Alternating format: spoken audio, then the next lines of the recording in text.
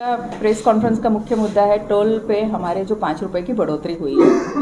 मूल में मैं टोल नाके के ही विरोध में हूँ और मैं उसे हटाने के लिए आप सभी को मालूम है कि मेरे प्रयत्न मैं मेयर थी तब से चालू है और आज दिन तक मेरे वो प्रयत्न चालू ही है। मेरे बार बार पत्र व्यवहार के बाद मुझे हर बार पॉजिटिवली ये आशा दिलाई गई थी कि थोड़े दिनों में इसकी कोई ना कोई हम रास्ता निकाल रहे हैं। एक बार की टेम्पररी सहमति टोल को हटाने की भी हो गई थी, पर किसी कारणवश वो वहीं का वहीं रुक जाता है और वो काम आगे नहीं बढ़ रहा है।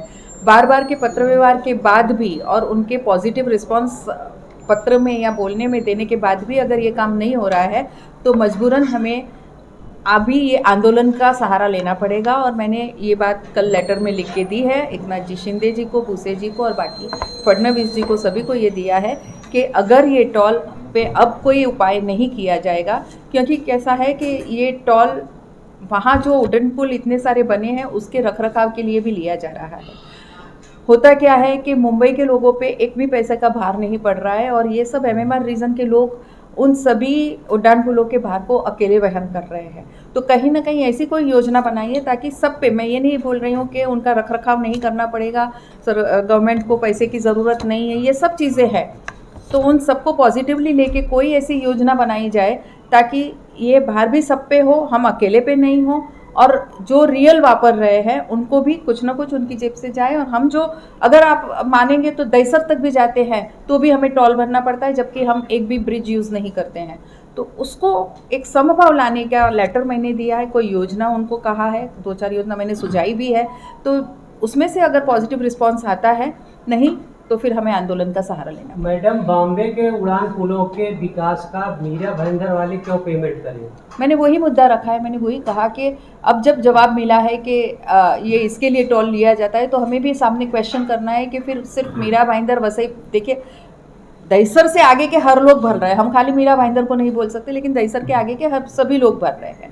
आपने जो सुझाव दिया है कुछ बताएंगे जरा? 2-3 सुझाव जो आपने दिए। 2-3 सुझाव पे जिस पे भी वहाँ काम चलेगा मैं ज़रूर आपको बताऊंगी। 2-3 सुझाव जो दिए हैं उसमें से कौन सा सुझाव वो अप्लीकेबल है। अगर नहीं होता है तो आप क्या करने वाले? आंदोलन करने वाली हूँ मैं, शांततापूर्ण आंदोलन। आपका आंदोलन का क्या स्वरूप होगा? कैसे? बिल्कुल शांततापूर्ण। किस किस्म का आपका वो आंदोलन होगा? कहाँ पर होगा? बिल्कुल, ये सब मैं तय तब करूंगी जब उनके पास से क्या रिजल्ट आता है। कोई योजना अगर की जाती है और ये उस को अमल करते हैं तब मेरे आंदोलन का विषय नहीं रहता है। इसलिए मैं वेट कर रही हूँ कि उसका स्वरूप देने के पहले उनकी तरफ से क्या जवाब आ रहा है या क्या योजना हो रही है। मतलब मैडम, समझा जा सकता है कि आपने आंदोलन का मन बना लिया है, लेकिन आंदोलन का स्वरूप के बारे में आपने अब तक सोचा नहीं। जवाब का इंतजार आप कर रहे हैं। बिल्कुल, उसके पहले कुछ भी कहना बहुत जल्दी होगा, क्योंकि उनको लगेगा कि हमारे जवाब की राह देखे बिना सब तैयारी तो कर ली, फिर हम जवाब क्यों दे रहे हैं। मैडम, इससे पहले भी आजी माजी सरकार तो मोटी चमड़ी की सरकार है, ये साबित हो गया। लोगों ने उग्र रूप का आंदोलन किया, शांततापूर्ण आंदोलन किया, लेकिन फिर भी ठन गोपाल, जनता आज भी टैक्स भर रही है। आपके आंदोलन का क्या असर होगा? लगता है आपको कुछ असर होगा सरकार पे? मैं कुछ काम शुरू करने के पहले ही सोच लूँ कि इसका असर नहीं होगा या इसका रिजल्ट नहीं मिलेगा तो शायद मैं वो काम कभी शुरू नहीं कर पाऊँ।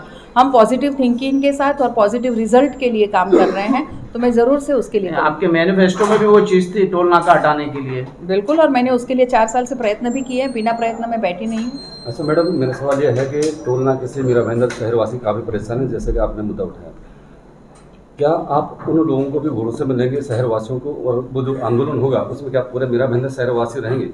जी, आंदोलन जब होगा तब मैं चाहूँगी कि मेरे साथ शहरवासी भी जुड़े, क्योंकि उनके भी रोज़ बरोज़ की समस्या ये है। जो कार से जाते हैं वो भी और नहीं जाते हैं वो भी, उनको भी ये समस्या है। मैंने अभी कहा कि वहाँ इतनी ट्रैफिक होती है कि वहाँ के आजू बाजू में रहने वालों को शायद बीमारियाँ हो सके, उतना प्रदूषण लेवल होता है।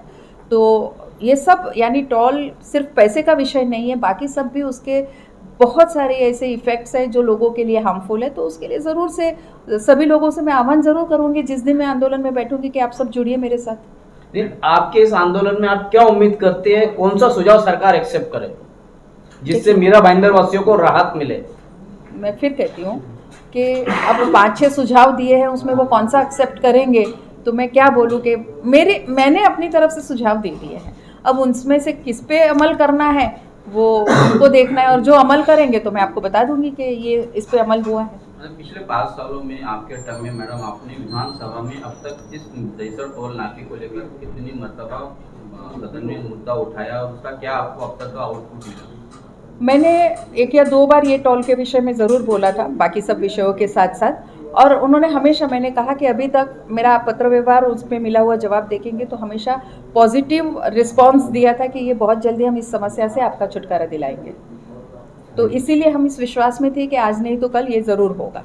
जिस तरह से वहाँ पे टोल का पैसा लिया जाता है, वहाँ पे सारे खड्डे अभी भी आप जाएंगे तो खड्डे दिखते ही हैं, उसके बारे में क्या कहेंगे बताइए? देखिए, खड्डे हैं, ये सब बात का विषय है। पहले तो टोल कितना तो पहले किस जाता तरह से कहाँ हटे, मैं फिर कहती हूँ, ये सब बात का विषय है। हमें यहाँ से टोल हटाना ये पहला मुद्दा है। टोल एक डेवलपमेंट में रुकावट भी ला रहा है। वहाँ पर हमारा मेट्रो आ रहा है जिसके लिए आप लोगों ने एक दौरा भी किया था और बहुत सारे सुझाव उस समय भी दिए गए थे, लेकिन उसके ऊपर भी कोई भी कार्रवाई नहीं हुई। यस, एग्जैक्टली, आपने बहुत अच्छा पॉइंट वहीं पकड़ा कि उस समय ये बात हुई थी कि टोल, ये जो मेट्रो का वहाँ जब पिलर हटेगा, बनेगा, तब वहाँ से टोल एक बार के लिए हटेगा, वो परमानेंट हटाया जाएगा। So we waiting for that कि वहाँ पिलर बनना जब चालू होगा तब वहाँ से टोल हटाया जाएगा। ये एक बात तब कि गवर्नमेंट के साथ जब मैंने दौरा किया था तब ये विश्वास दिलाया गया था। वही मैं बोल रही हूँ कि हमेशा पॉजिटिव रिस्पांस आया, इसलिए आंदोलन का सोचना नहीं पड़ा। आपने जो मैडम जो पत्र दिया है राज्य सरकार को 1-2 दिन पहले, क्या उसमें आपने कोई टाइम का ऐसा क्राइटेरिया रखे कि इतने दिनों में या इतने समय तक आपको जवाब चाहिए, अन्यथा आप आंदोलन करेंगे? नहीं, ऐसा कोई टाइम का क्राइटेरिया नहीं दिया है, लेकिन मोटा मोटी मुझे लगता है 15 से 20 दिन तक का टाइम हमें इस गवर्नमेंट को ऑलवेज देना चाहिए जवाब देने के लिए। कभी कभी टाइम का क्राइटेरिया देने के बाद से क्या होता है, हो सकता है 1-2 दिन उनको आगे करना भी पड़े, तो वो एक मैंने रखा है कि ज़रूर। और मेरा फॉलोअप अब हर 2 दिन के बाद रहेगा कि इस पे आप लोगों ने क्या किया। एग्जैक्ट अल्टीमेटम आपने क्या दिया और किस दिन से आप आंदोलन के लिए बैठने वाले? उनके जवाब आने के बाद।